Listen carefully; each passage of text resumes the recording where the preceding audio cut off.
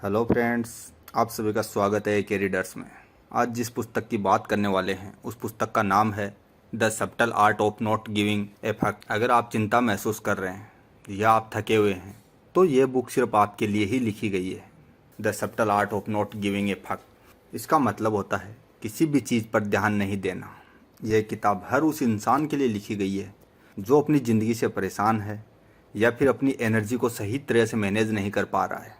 Book की author कहते हैं कि आपको हर चीज़ की परवाह नहीं करनी चाहिए, क्योंकि अगर आप हर चीज़ की परवाह करेंगे तो आप सिर्फ अपना समय और एनर्जी ही बर्बाद करेंगे।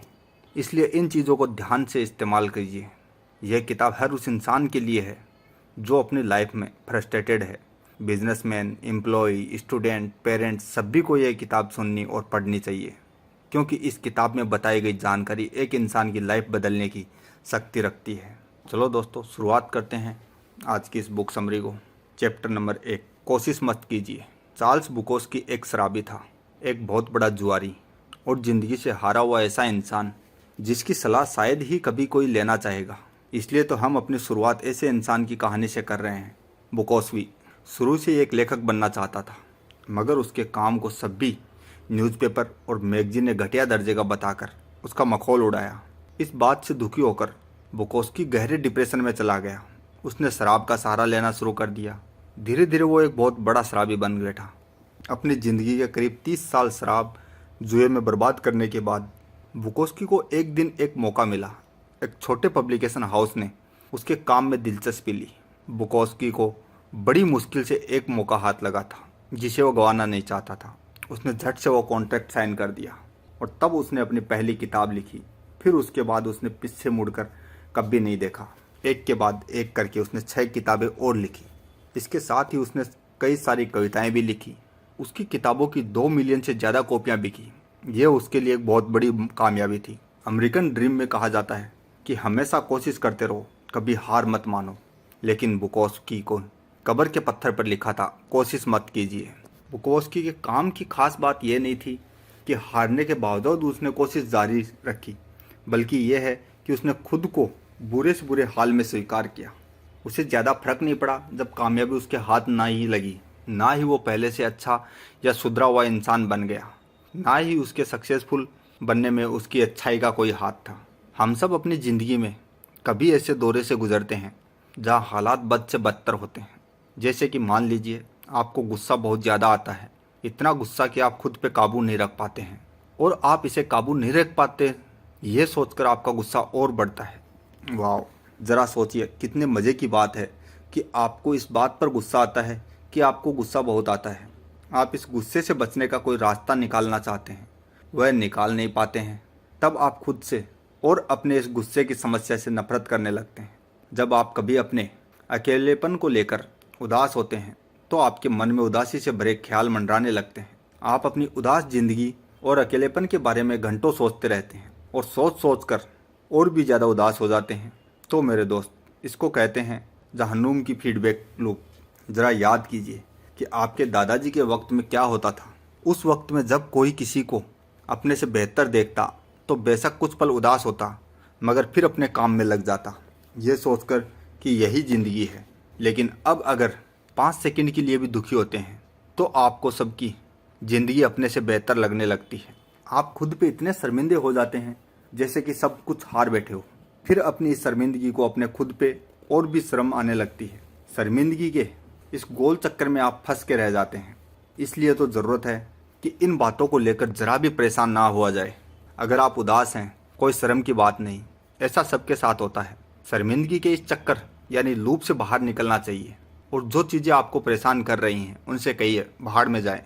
आपके साथ सब कुछ अच्छा ही अच्छा होना, यही सोचना सबसे बड़ी बुरी बात है। अगर फिलोसोफर एलन वाट्स की माने तो अपने साथ हुए नेगेटिव अनुभवों को स्वीकार करना ही असल में खुद एक बड़ा पॉजिटिव अनुभव है। ये बात सुनने में अजीब लगती है, मगर यही सच है। जितने ज़्यादा आप खुशियों से पीछे भागेंगे उतने ही ज़्यादा दुखी रहेंगे। दूसरे शब्दों में कहे तो ऐसी कोशिश भी ना करें।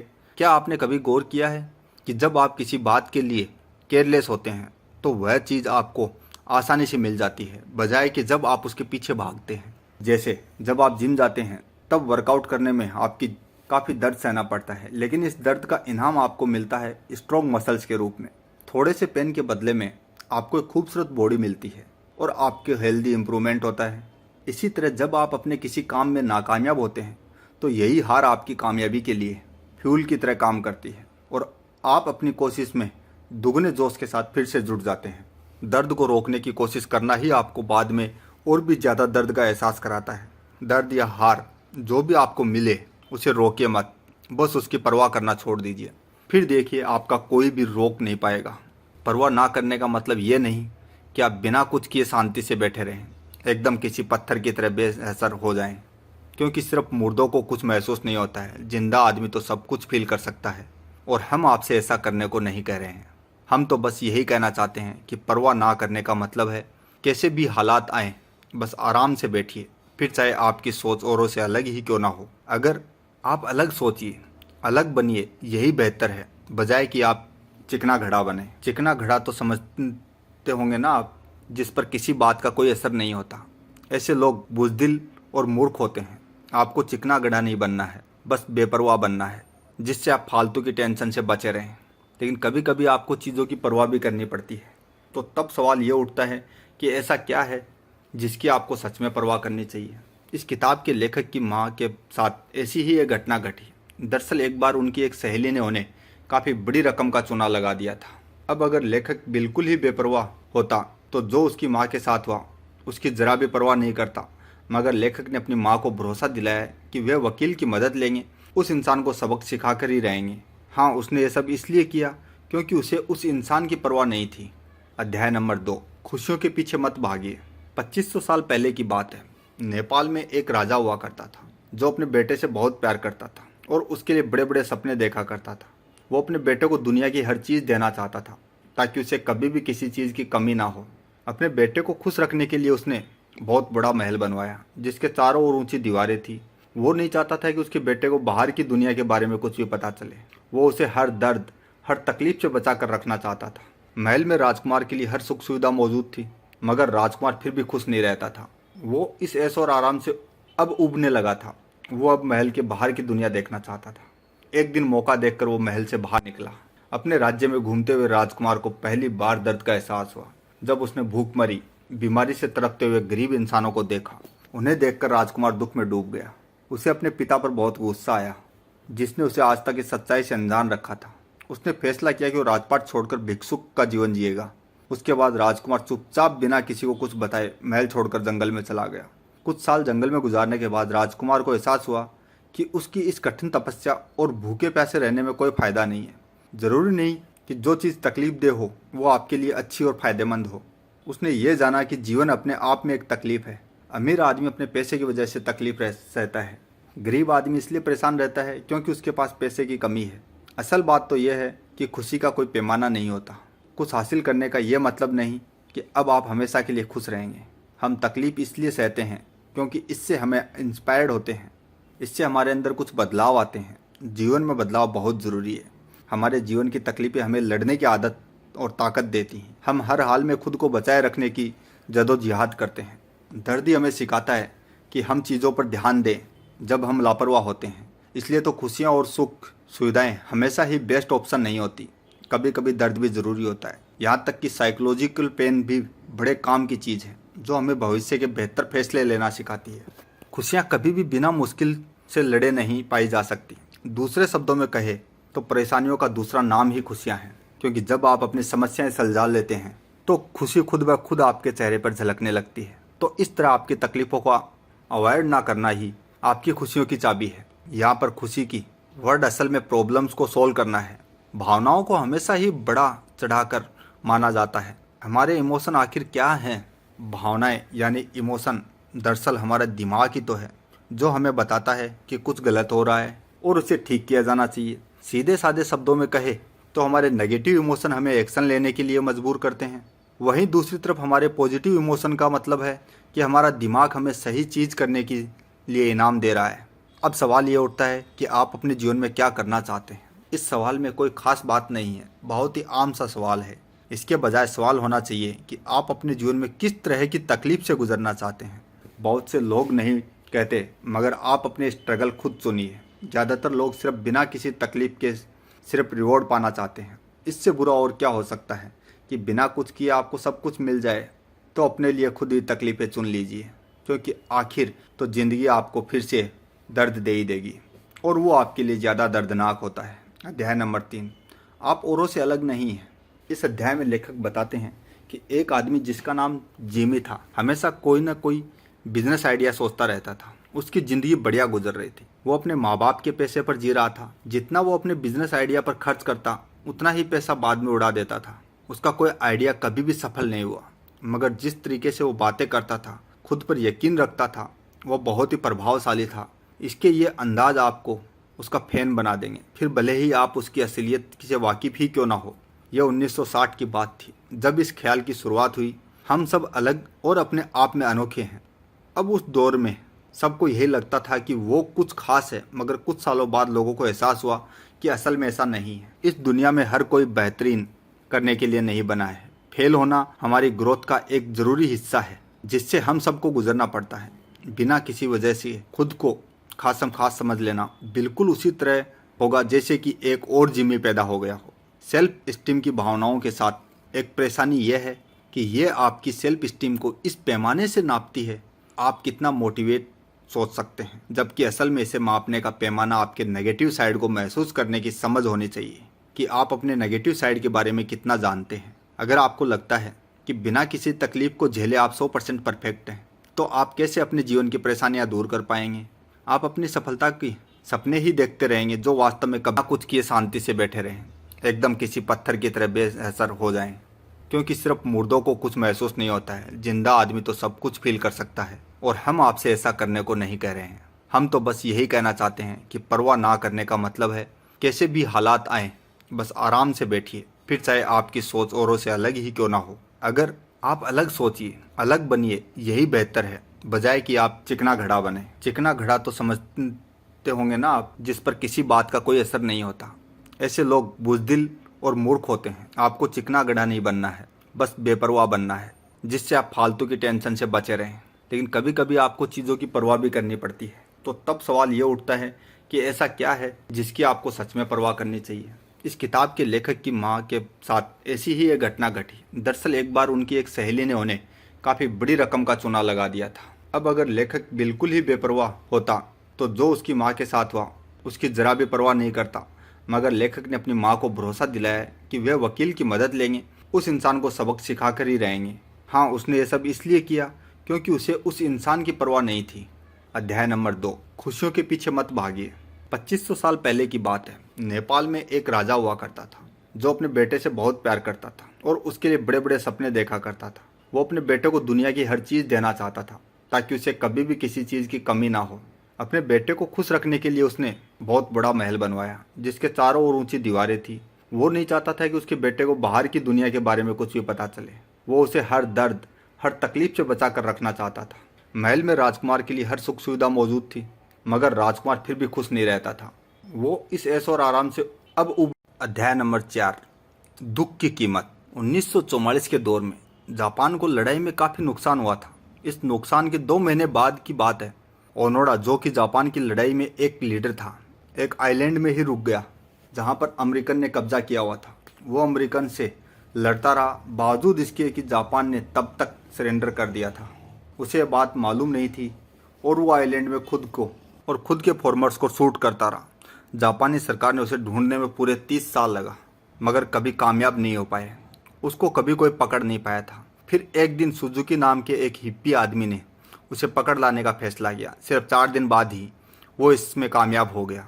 जब बाद में लोगों ने ओनोडा से पूछा कि वो 30 साल तक क्यों एक आइलैंड में रहा, इस बात पर ओनोडा ने कहा कि उसे कभी ना हार मानने का ऑर्डर दिया गया था, इसलिए उसने कभी भी हार नहीं मानी।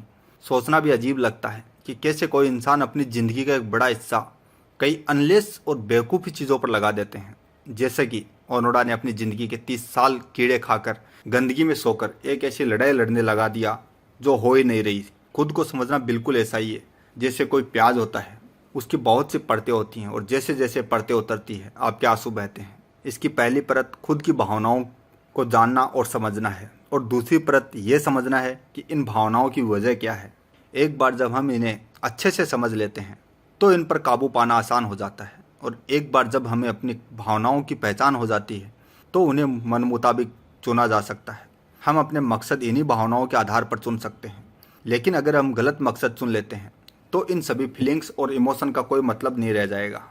वो इसलिए क्योंकि हम किसी चीज़ की तभी कदर करते हैं जब उसके साथ हमारी भावनाएं जुड़ी होती हैं। कुछ ऐसे आम वैल्यूज़ होते हैं जो हर किसी के एक परेशानी का सबब है, मगर इनका कोई ठोस सॉल्यूशन नहीं होता है। और ये है वैल्यूज। खुशी देखा जाए तो ये सबसे बड़ी वैल्यू है, मगर हम हर चीज़ सिर्फ खुशी की खातिर तो नहीं करते। ज़िंदगी कभी भी परफेक्ट नहीं होती, हालांकि लोग कोशिश ज़रूर करते हैं। आपको दुख मिलेगा ही मिलेगा, और अगर आपने इन दुखों से खुद को दूर रखने की फिजूल कोशिश की तो यकीनन आप और ज़्यादा दुखी होंगे, क्योंकि दुख तो आते रहेंगे, बस आपको उनसे कुछ सीखने का तरीका ढूंढना है। मटेरियल सक्सेस, सफलता कभी भी धन दौलत से मत आंकिए कि आपके पास कितना पैसा है या आपकी बीवी कितनी खूबसूरत है वगैरह वगैरह। इसके बजाय आप कितने ईमानदार हैं, कितने मेहनती हैं, औरों के लिए आपके दिल में कितना प्यार है, जैसी बातें मायने रखती हैं, ना कि आपका जोड़ा हुआ रुपया पैसा या गाड़ी बंगला। जो लोग अपने पैसे का रौब दिखाते हैं वे ना सिर्फ छिछोरे होते हैं बल्कि एक तरह से बेवकूफ़ भी लगते हैं। हमेशा सही होना, ये बात याद रखने कि हम इंसान हैं, कोई रोबोट नहीं जो हर काम बिल्कुल परफेक्ट करेंगे। हमारा दिमाग परफेक्ट बनाए नहीं है, हम कोई ना कोई गलती ज़रूर करते हैं।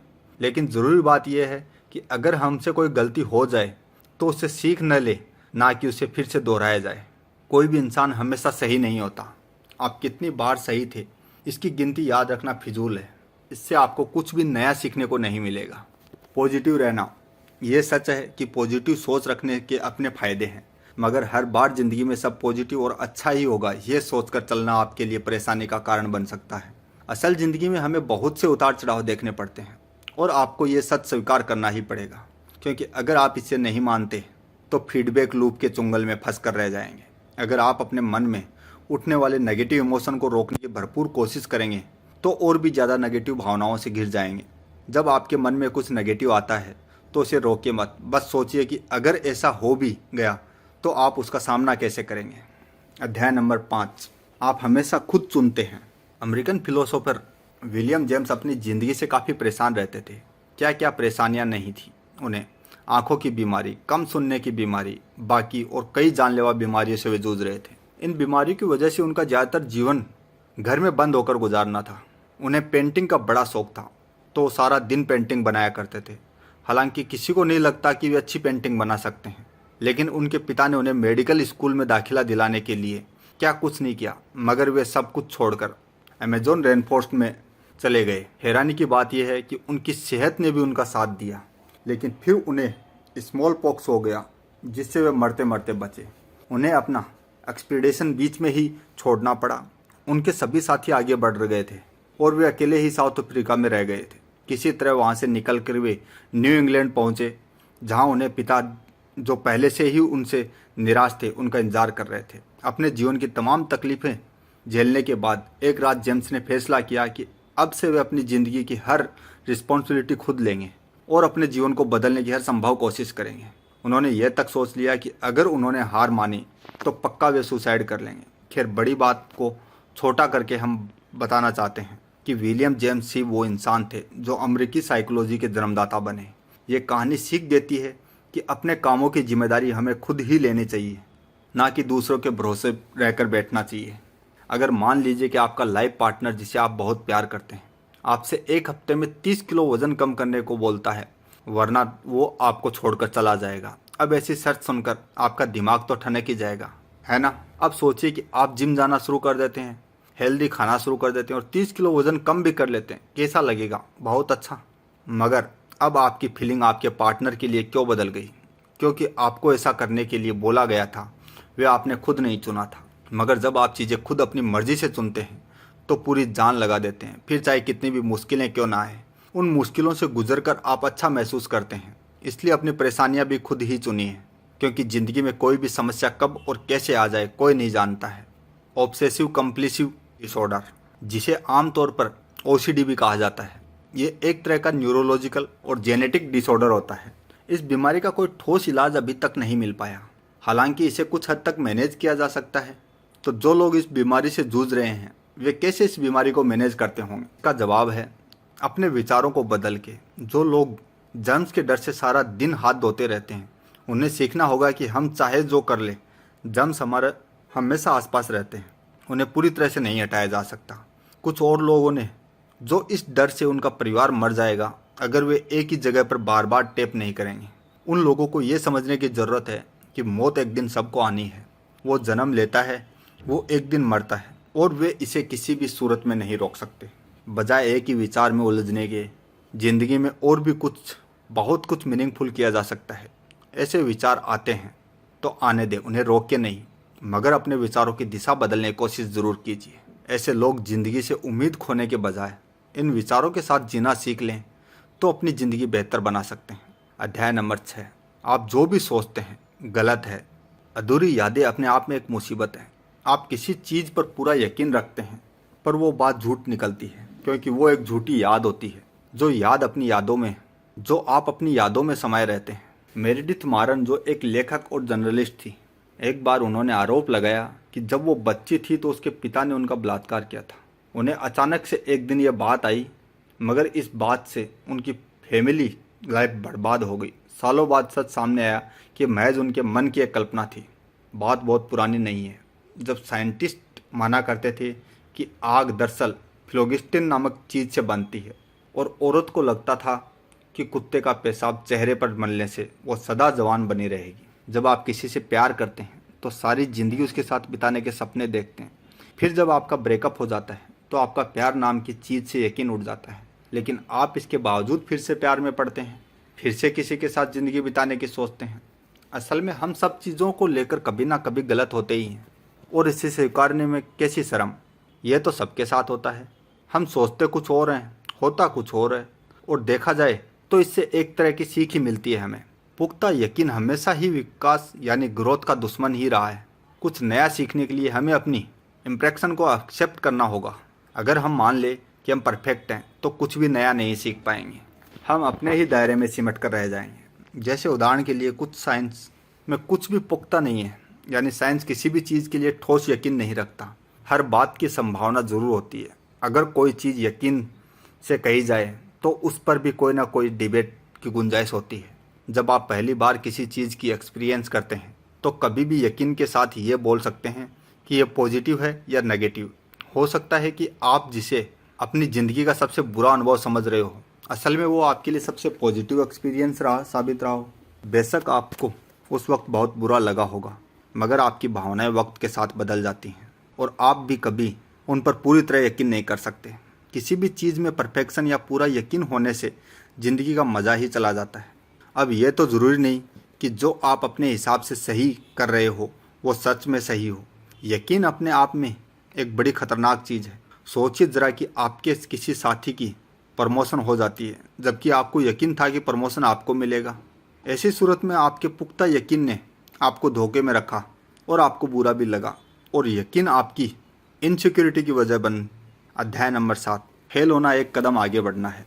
इस किताब के लेखक खुद को बड़ा किस्मत वाला समझते हैं। जानते हैं क्यों? जब वे ग्रेजुएट हुए थे तो उस वक्त ग्रेट रिसेशन चल रहा था। उनकी मेरू में 3 महीनों का भाड़ा उसके सर पर डालकर गायब हो गया। अब लेखक को इन चीज़ों से निपटने में मुश्किल तो आई, मगर उन्होंने कोशिश की कि उसे सर ज़्यादा कर्ज ना चढ़े। वे खुद को खुशकिस्मत समझते हैं क्योंकि उन्होंने फेलियर होने के बावजूद इस दुनिया के तौर तरीके सीख लिए थे। उन्हें हर चीज़ का एक्सपीरियंस हो चुका था क्योंकि वे पहले से ही रॉक बॉटम में थे। अब इससे बुरा और क्या हो सकता है? उसके बाद जो भी उसके साथ होता बेहतर ही होता। महान पेंटर पिकासो का एक किस्सा मशहूर है। एक बार बूढ़े पिकासो एक कैफ़े में बैठकर अपनी कॉफ़ी पी रहे थे। कॉफ़ी पीते हुए वे नैपकिन पर कुछ चित्रकारी भी करते जा रहे थे। चित्र बना लेने के बाद वे उसे फेंकते ही जा रहे थे कि वहाँ बैठी एक औरत ने उससे उस नैपकिन को खरीदने की गुजारिश की। पिकासो मान गए, बदले में $20,000 मांगे। वो औरत उस छोटे से नैपकिन की इतनी बड़ी रकम सुनकर हैरान रह गई। उसने इतने पैसे देने से मना कर दिया, कहा कि इसे बनाने में उन्हें सिर्फ 2 मिनट लगे हैं। इस पर पिकासो ने जवाब दिया कि उन्हें चित्रकारी सीखने में 60 साल लगे थे, ना कि 2 मिनट। कहने का मतलब है इस लायक बनने के लिए वे ना जाने कितनी बार फेल हुए होंगे, हारे होंगे। उन्होंने कोशिश जारी रखी होगी इतना महान बनने के लिए, क्योंकि सफलता एक दिन में नहीं मिलती। बच्चे कभी भी चलने की कोशिश करना नहीं छोड़ते, फिर चाहे वो 1000 बार ही क्यों ना गिरे हों, क्योंकि उन्हें अभी इस बात का जानकारी नहीं है कि फेल होना क्या होता है। हम में से बहुत से लोग फेल होने से बहुत डरते हैं, मगर सच तो यह है कि बिना फेल हुए, बिना ठोकर खाए आप सफल हो ही नहीं सकते। अपने गोल ऐसे चुने कि आप उन्हें कंट्रोल कर सकें, ना कि वो आपको, क्योंकि अपने गोल पर आपका कंट्रोल नहीं होगा तो वो आपको कंट्रोल करेंगे। ज़िंदगी दर्द का दूसरा नाम है। यह आपको सिखाती है कि आप कैसे और बेहतर बने। यह आपको सिखाती है, फिर चाहे ये कितना ही डरावना क्यों ना हो, दर्द को अपने जीवन में आने दे। यह आपको और भी मजबूत बनाएगा। अगर आप कुछ हासिल करना चाहते हैं लेकिन इसके लिए पूरी तरह से मोटिवेटेड नहीं है, तो सोचिए कि आप जीतने नहीं, हारने वाले हैं। खुद को हारा हुआ पहले से ही महसूस कीजिए। मोटिवेशन बस एक कल्पना मात्र है, एक ऐसा लूप जिसका कोई छोर नहीं है। तो सच में मोटिवेट होने के लिए आपको इसके लिए काम करना पड़ेगा, तभी जाकर आप सच में कुछ हासिल करने के लिए पूरी तरह से मोटिवेट हो पाएंगे। इसी को लेखक ने डू समथिंग प्रिंसिपल कहा है। अध्याय नंबर 8, ना कहना सीखे। रोमियो और जूलियट की लव स्टोरी सबको पसंद है, लेकिन अगर हम कहें कि यह कोई खास कहानी नहीं, तो क्या आप जानते हैं कि रोमियो और जूलियट के घरवाले एक दूसरे से नफरत करते थे, बावजूद इसके दोनों को प्यार हो गया था। दोनों ने शादी करने का फैसला किया। जब ये बात उनके घरवालों को पता चली तो उन्होंने शादी तोड़वाने की पूरी कोशिश की, तो जूलियट ने एक तरह का जहर पी लिया था, जिससे वो पूरे 2 दिन सोती रही। ये बात रोमियो नहीं जानता था। उसे लगा जूलियट ने सुसाइड कर लिया है, तो उसने भी जहर खाकर अपनी जान दे दी। 2 दिन बाद जब जूलियट नींद से जागी तो उसे रोमियो की मौत के बारे में पता चला, फिर उसने भी सुसाइड कर लिया। कितनी वाहियात कहानी है ना। इसमें आइडियल जैसा कुछ भी नहीं है। 2 लोग बेवजह ही अपनी ज़िंदगी बर्बाद कर लेते हैं। कुछ स्कॉलर्स का मानना है कि शेक्सपियर ने यह कहानी सिर्फ इसलिए बताने के लिए लिखी थी कि प्यार करना कोई अक्लमंदी का काम नहीं है। सच बात तो यह है कि जब 2 लोग जिंदगी की परेशानियों से बचने के लिए प्यार का सहारा लेते हैं, तो ऐसे रिश्ते में कोई दम नहीं होता है। ऐसे लोग प्यार के नाम पर सिर्फ एक दूसरे का इस्तेमाल करके अपनी मुसीबतों से पीछा छुड़ाना चाहते हैं, और कुछ नहीं। वही जिनका सच्चा प्यार होता है, वे अपनी परेशानियों से वाकिफ होते हैं, अपने साथियों के साथ मिलकर उन परेशानियों का हल ढूंढते हैं। वे मुसीबतों से भागते नहीं, बल्कि उनका मुकाबला करते हैं। हर रिश्ता एक दायरे में भी निभाया जा सकता है। अपने परेशानियों को स्वीकार करना सीखें, क्योंकि वे आपकी जिम्मेदारी हैं और आप हल निकाल कर सकते हैं। क्या आप जानते हैं कि इनकार करना भी बहुत फ़ायदेमंद होता है? ये ज़रूर नहीं कि आप हर चीज़ में हाँ बोलें, कभी कभी ना बोलना ही सही रहता है। अब जो लोग आपको पसंद नहीं हैं तो नहीं है, यह आपकी मर्ज़ी है कि आप किसे अपना दोस्त चुनते हैं। आपको रिजेक्ट करना सीखना ही होगा। जो लोग हर बात में हाँ बोलते हैं, वे असल में कोई भी सही राय नहीं बन पाते। किसी एक ही रिश्ते को या कैरियर में अपना सब कुछ देना वाकई में खास होता है, और ये तभी होता है जब आप दूसरों को रिजेक्ट करते हैं। जैसे हम पहले ही कह चुके हैं कि किसी चीज़ की कीमत तभी महसूस होती है जब आप परवाह नहीं करते। किसी भी रिश्ते जब आप झूठ का सहारा लेते हैं तो वो रिश्ता ईमानदार नहीं रहता। अपने पार्टनर की झूठी तारीफ करके भले ही आप उसकी खुशनुदी कर लें, मगर वो सरासर झूठा होगा। इससे तो बेहतर है कि आप अपने पार्टनर के साथ ईमानदार रहें। अगर आपको अपने साथी की कोई बात पसंद नहीं है तो मुंह पर कहें, और उससे भी इसी ईमानदारी की उम्मीद करें। एक दूसरे की कमियां बताकर ही हम कमियों को दूर करने की कोशिश कर सकते हैं, ना कि छुपाकर। रिश्तों में खटपट होना भी लाजमी है, इससे भरोसा मजबूत होता है। ये ज़रूरी भी है। कोई प्यार इंसान में तभी धोखा देता है जब कोई दूसरा इंसान उसे अपने रिश्ते से भी ज़्यादा इम्पोर्टेंट लगता है। इसकी कोई ऐसी ज़रूरत तो जो उसके पार्टनर के बजाय दूसरा इंसान पूरी कर सकता हो। ऐसे रिश्ते का फ़ायदा ही क्या जहाँ आपको धोखा देना पड़े, अपने पार्टनर से झूठ बोलना पड़े। अगर आपका पार्टनर आपके साथ अपनी फीलिंग शेयर करने से कतराता है तो वो सिर्फ और सिर्फ झूठ पर टिका हुआ है, इसमें कोई दम नहीं है, और ऐसे रिश्ते में आप कभी भी आंख मूंद कर यकीन नहीं कर सकते। अध्याय नंबर 9, और एक दिन आप मर जाएंगे। लेखक के एक दोस्त थे जिनका नाम था जोश। एक रात जब दोनों एक पार्टी में गए हुए थे तो जोश ने अचानक एक ऊंची जगह से छलांग लगाने की सोची। वो जगह इतनी ऊंची थी कि कोई भी वहां से कूदने की नहीं सोच सकता, लेकिन हाँ, शराब के नशे में कोई उस जगह से कूदने का ख्याल दिल में ला सकता था। तो शराब के नशे में जोश भी यूं ही मजाक में वहां से नीचे कूद गया। जहां से वो कूदा था उसके नीचे एक बड़ी सी झील थी। वो सीधा उस झील में गिरा और पानी में डूबकर मर गया। इस घटना का असर लेखक के दिमाग पर इतना गहरा पड़ा कि पूरे 12 साल तक वो इसके गम में डूबा रहा। गहरे डिप्रेशन में चला गया। एक दिन उसने सपने में देखा कि जोश उसे कह रहा था, तुम्हें मेरे मरने की इतनी चिंता क्यों है, जबकि खुद तुम हर दिन मर मर कर जी रहे हो। लेखक को तब एहसास हुआ कि जोश के साथ हुआ उसे लेखक बदल नहीं सकता था, वो उसके हाथ में नहीं था। फिर भी वो खुद को उसके लिए जिम्मेदार समझकर खुद अपनी ज़िंदगी बर्बाद कर रहा था, क्योंकि मौत पर किसी का बस नहीं थे। वो तो एक दिन सबको आनी है, मगर उसके डर से हम अपने आप को जीना नहीं छोड़ सकते। अपने दोस्त की मौत ने लेखक को असल में एक ज़्यादा जिम्मेदार और बेहतर इंसान बना दिया। जिंदगी की सबसे बड़ी हकीकत, मौत ने उसे जीना सिखा दिया।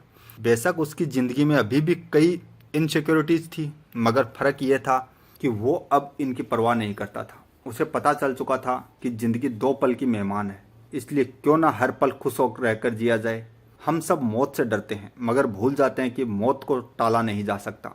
अगर मौत ना हो तो ज़िंदगी की अहमियत क्या है। मौत का डर दिल से निकाल कर हर पल को भरपूर जीना ही तो जिंदा दिली है। अगर इससे अहम बात यह है कि मरने से पहले हम कैसे जिएं कि दुनिया हमें मरने के बाद याद रखे। एक थ्योरी है जिसे बटरफ्लाई थ्योरी कहते हैं, जिसके अनुसार किसी तितली के अफ्रीका में अपने पंख फड़फड़ाने से फ्लोरिडा में हरिकेन आ सकता है। आपके एक एक्शन से इस दुनिया में बड़ा बदलाव आ सकता है, मगर वो एक्शन क्या होगा यह आपको तय करना है। ज़्यादातर लोग इस सवाल को इग्नोर कर देते हैं, क्योंकि या तो इनका जवाब ढूंढना उन्हें बहुत मुश्किल लगता है, या फिर उन्हें मालूम ही नहीं कि उन्हें अपने जीवन में क्या करना है। हालांकि इस सवाल को इग्नोर करने का सीधा अर्थ है कि हम अपने लिए कुछ नहीं सोच रहे, बस जैसे हालात हैं उसी के लिए जी रहे हैं। यकीन कीजिए कि आप ग्रेट हैं। बेशक आपके पास बहुत बड़ी धन दौलत नहीं, पर आप सक्सेसफुल नहीं हैं।